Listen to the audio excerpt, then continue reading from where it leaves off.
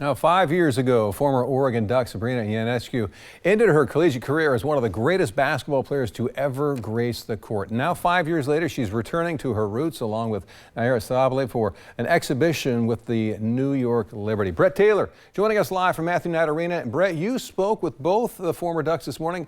What can you share with us this evening? Well, Matt, you know, when you head back to your hometown or somewhere special and you get that feeling of nostalgia, all the great memories come flooding back in.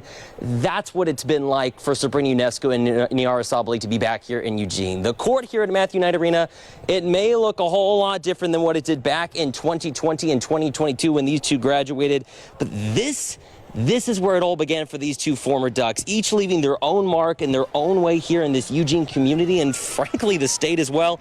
And they've continued to do that at a professional level by becoming WNBA champions last season. Obviously, we all know both players are excited to be back here tonight for their preseason game against the Toyota Antelopes, and they both can't wait to see that Oregon Duck crowd back in full force inside Matthew Knight Arena and to share that experience, what they dealt with in college day in and day out with their current teammates. It's been fun to kind of be back. It kind of is reminiscent of me feeling like I'm here wearing an Oregon jersey and playing against another team. So it's been fun to just kind of take it all in. Obviously, there's a huge buzz in the city around us coming back and playing. And I'm just super thankful for everything this university has provided me, but also just the fan base here. Obviously, it's really exciting. It's fun to be back on the court with this team and being back here.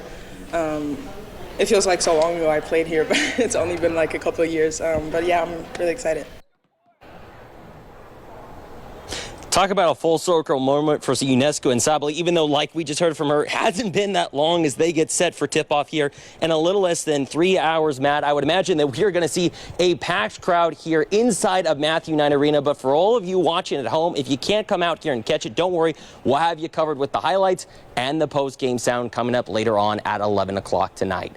Reporting live inside Matthew Knight Arena, I'm Brett Taylor. All right.